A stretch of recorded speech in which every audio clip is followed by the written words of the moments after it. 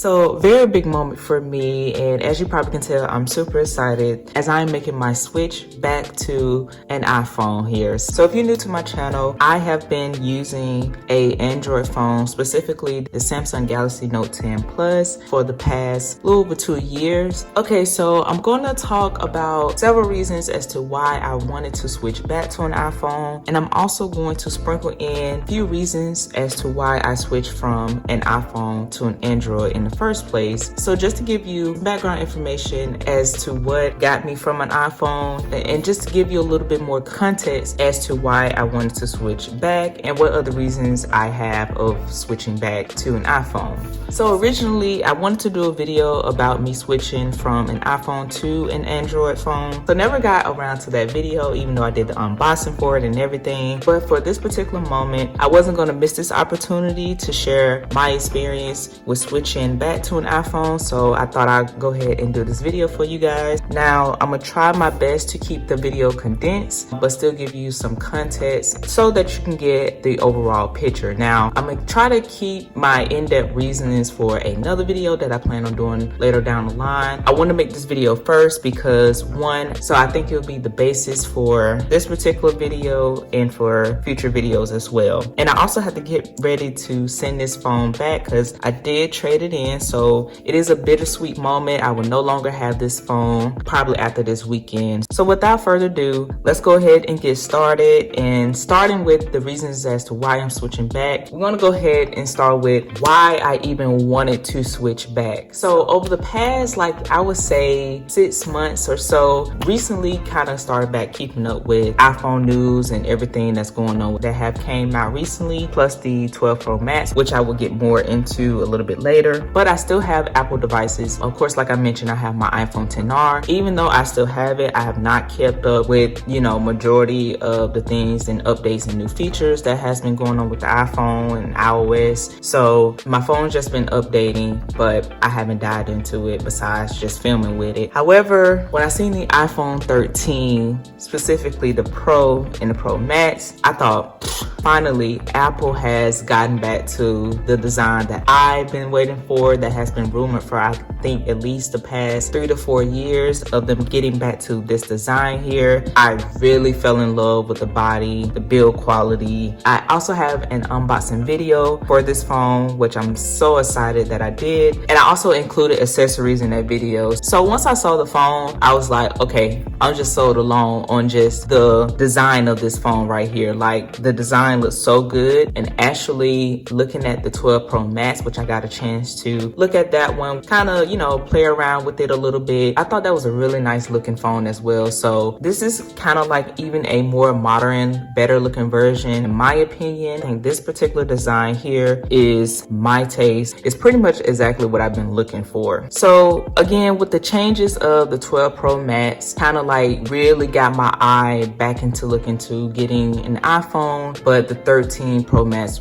really sealed the deal. So as you can tell, I've been waiting for about 3 to 4 years for this design, and there's just so many things I would like to get into as to why I want to switch to an Android phone just off design alone, but I will definitely share those details in a later video. So this design has been rumored to release, I believe, since I remember hearing about the initial rumor of going back to a similar design like the iPhone 5 and the iPhone 5S. That design for that iPhone was pretty much my favorite. And if you can't already tell, I like more of a box kind of design for a phone, just more of a squared off design. That's more of my taste. But I think if you have had an iPhone back in those days, then you definitely probably appreciated that design a little bit more. And it was kind of like nostalgic and retro for Apple to kind of like go back and revisit that design and make it a little bit more modern looking. I think they definitely hit the nail on the head with this one. And I know I probably sound a little bit of a hype beast for the iPhone, but I have been an iPhone user for a little over 7 years before my my switch. So I typically have had the iPhone from the iPhone 4 all the way up to the iPhone XR, and then that's when I made my transition over to Android. So there's definitely some original love there. And even before then, my original phone was an Android phone, but I have not had an Android phone in so long that so much has changed, and I'm going to talk about in a different video. So definitely stay tuned for that video as well, because that's going to be a little bit more in-depth of my experience with my Samsung Galaxy Note 10 Plus. So I actually gave you some reasons already as to why I switched initially to an Android phone, given that there have been some features that I felt like fit my current needs at that time back in 2019 versus now. My needs have switched, and also I learned a little bit more about myself and what I like and what I tend to just not use on a phone. Now I'm going to talk about some key differences, both major and minor, in another video as to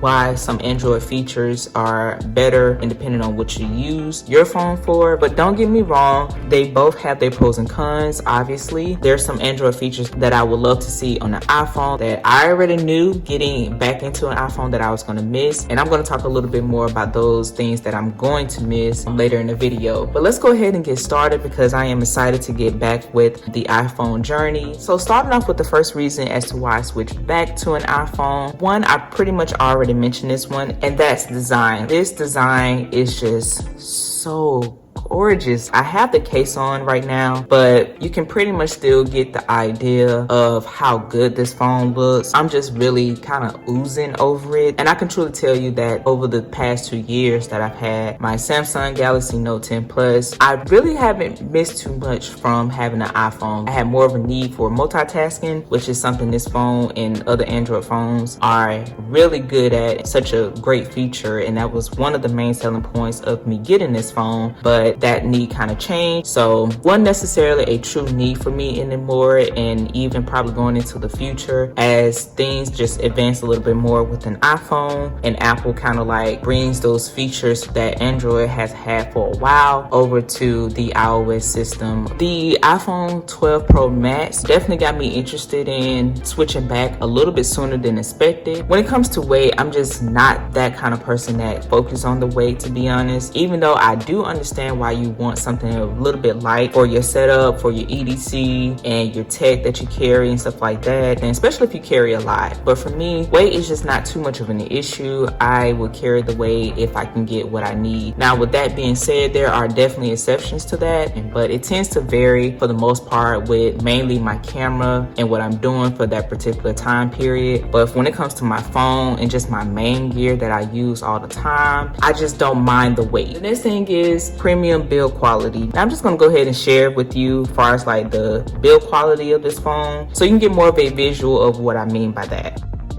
And also, you guys, I do want to mention that I was originally interested in getting the Gold iPhone 13 Pro Max. It was sold out, but this Sierra Blue, I wasn't a huge fan of it, but pretty happy with what I got. Let's just get into how the build quality and the premium design look that Apple did with this one. I mean, it is just so nice. So initially switching, just to give you a little bit background of another reason of why I switched from an iPhone to an Android, is the money that you pay. Like the price that you pay for an Android phone, you definitely get a little bit more bang for your buck. I purchased this phone at full price. Now, granted, it is a 2-year difference with these two phones, so not necessarily trying to compare head to head with these particular phones, but you know, it just gives you an idea of the progression that Apple is making. Okay, so these two phones right here, again, pretty much a little bit night and day for me, almost literally. So for the Note 10 Plus, at the time, I just thought this design was, and it still is, really, really nice looking, and just definitely a step in the right direction that Samsung made. So overall, I still was very happy with the look of this phone. But one thing I have to mention here is that being able to clean this phone is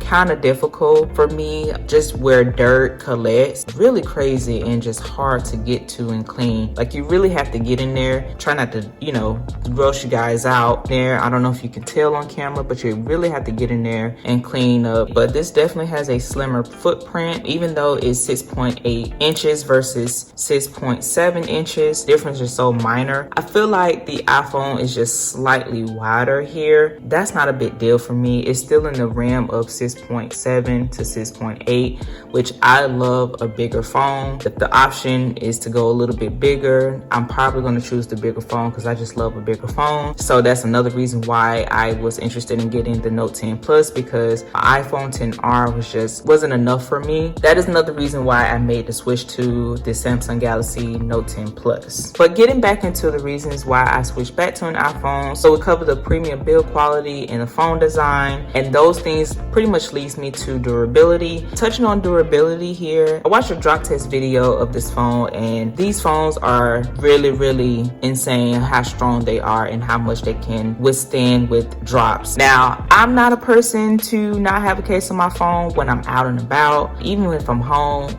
9 times out of 10, my phone's gonna be in the case. Occasionally, I'll take it out just to appreciate it, but for the most part, my phone is gonna be in the case because this is a ton of money that I just invested and that you just invested, and this is the most expensive phone that I've ever owned. In my opinion, this was pretty much worth it for me. Like, I don't regret spending the money, and since I'm doing a trade-in, it actually made it more feasible for me to get this particular phone right here. So over the past 2 years, I definitely kept this phone up, and it was at its maximum value for a trade-in. So definitely excited about that. Again, this is a very expensive investment, so you definitely want to protect it as much as possible. However, you know, I know some people don't like cases, and this is a phone that I can definitely see why you would want to put a case on it. So durability alone sold me of getting this phone. Another reason is I looked at the design and the difference between the 12 Pro Max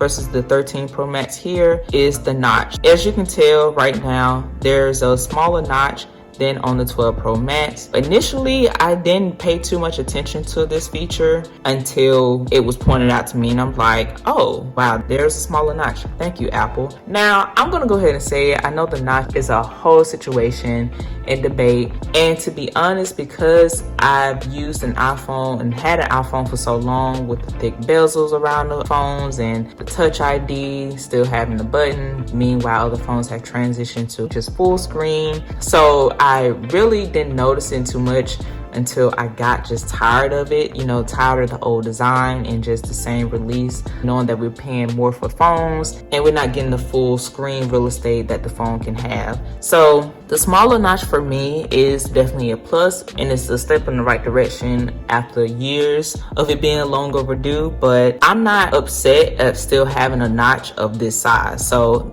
this is smaller, Apple's getting there, and to be honest, the Face ID, I mean, not to get too techie, but if Face ID just works better with this notch, everybody knows Face ID, Apple is just the king of that, or the queen. So I love the Face ID, and that's something that I miss with having a Note 10 Plus because not that good, very finicky. Even Touch ID underneath the screen was, I'm not even going to talk too much about it because that can be a video on its own, but just Face ID alone with this phone is pretty much all I need. I don't necessarily need Touch ID. I mean, if it's there, great. You know, I mean, we do pay a lot of money for it, so having an extra feature, why not? I can see having Touch ID on the button like certain phones do, as well as the iPad mini 6, but the Face ID works so well that I'm good, you know. So that is something I think that is definitely an upgrade with having a smaller notch, even though I'm coming from like the punch hole design here of a screen in the Note 10 Plus. So next thing I'm going to talk about is the camera quality. I really don't need to touch too much on this, but the camera quality of an iPhone versus an Android is just kind of like, it's definitely an acquiring taste depending on what type of Android phone you have, but I noticed that the camera quality here is really good. It's just when it comes to sharing photos and images. Now, I am going to touch a little bit more on that because that was a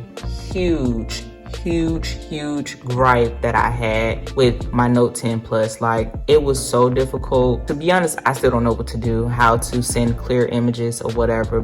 And I heard that may vary phone to phone, depending on the unit you have or the phone you have. I've seen other people complain about it. It's just something weird where the picture or the video just does not, it's super pixelated.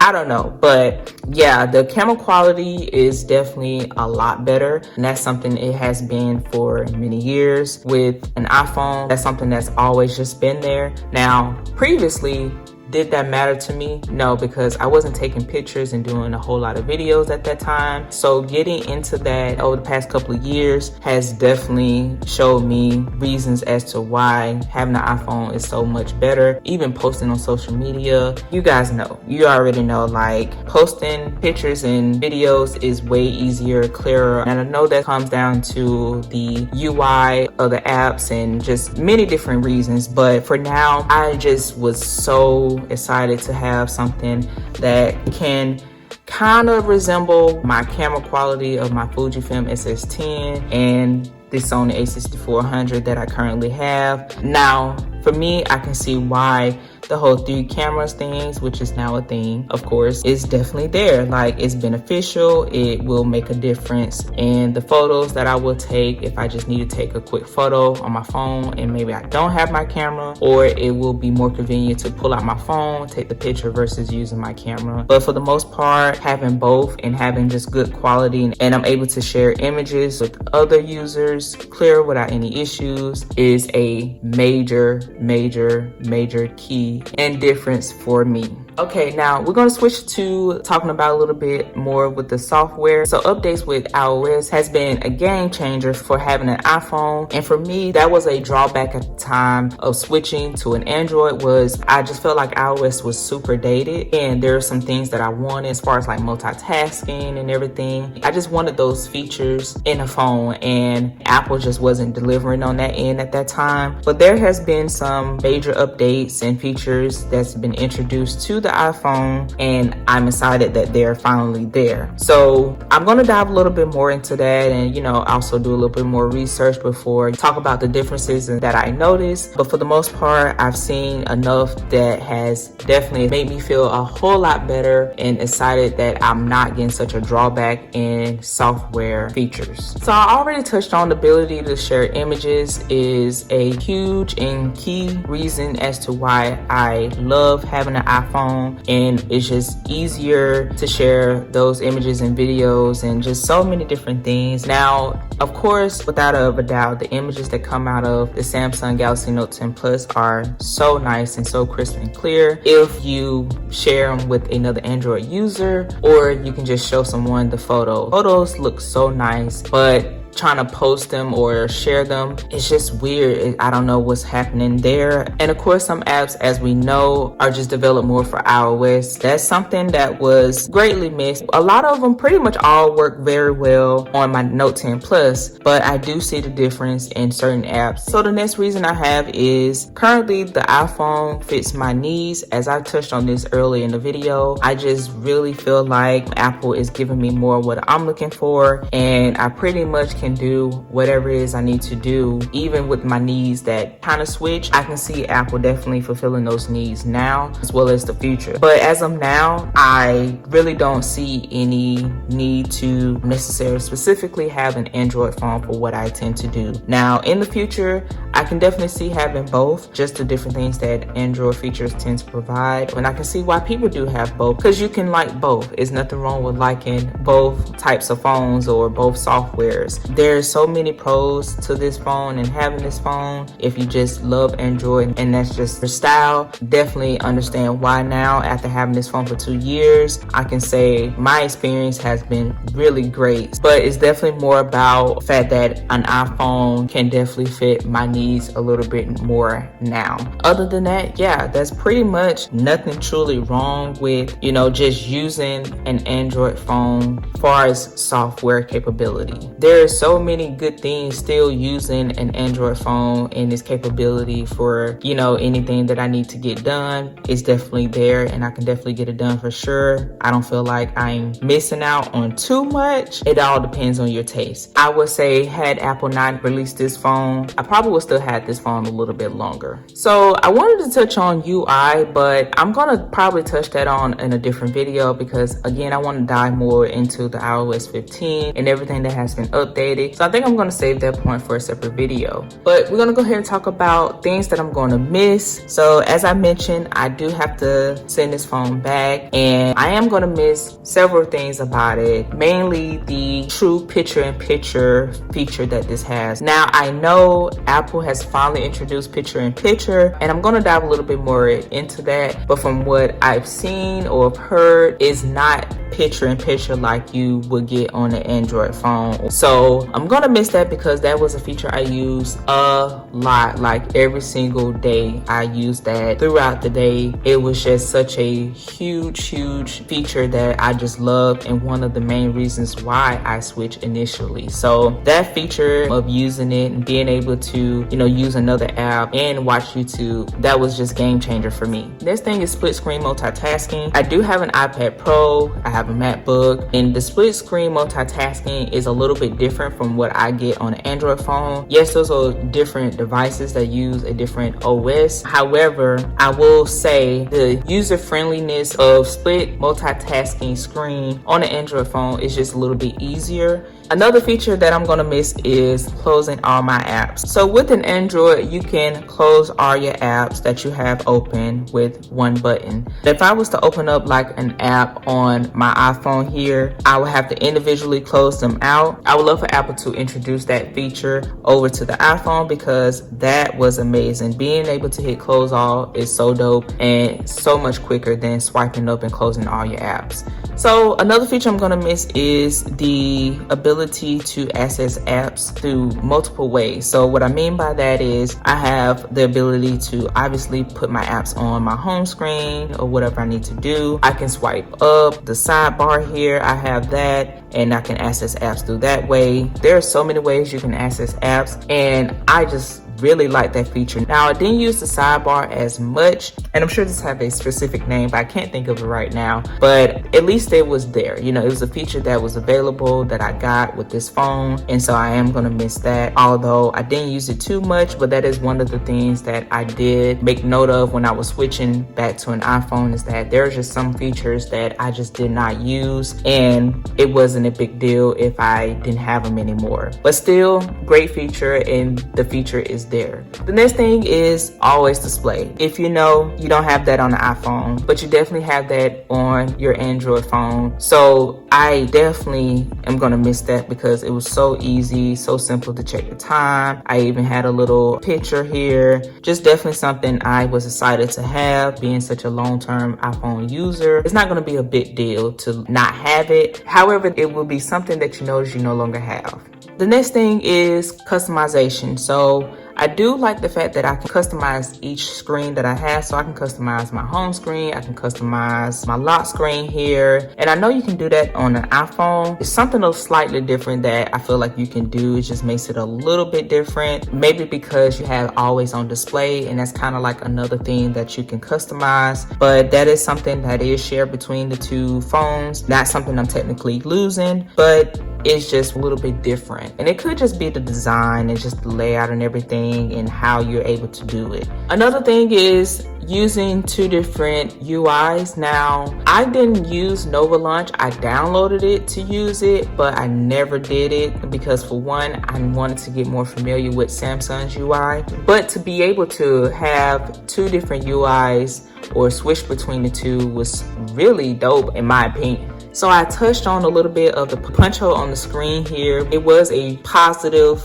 transition, of course, coming from the larger notch on an iPhone, but for me, not a huge drawback. I think Samsung definitely is much further in the game with the screen as far as like having more screen real estate, and you can see more of your icons and everything across the top here. So I do like and appreciate that, but I tend to not have too much going on at the top anyway. So with that being said, you know, it's something I'm going to miss, but not a big deal. Now, another thing that I will miss is the ability to have multiple screen layouts. So as you can see here, I'm on my main home screen here. I'm able to remove widgets. I'm able to have apps here. I have my notes for video ideas that I like to keep and remind myself that I need to do. And I know Apple has widgets now and has had widgets for some time now, but definitely me experiencing actual widgets and just the many different ways you can access your apps was definitely a great experience on my Note 10 Plus.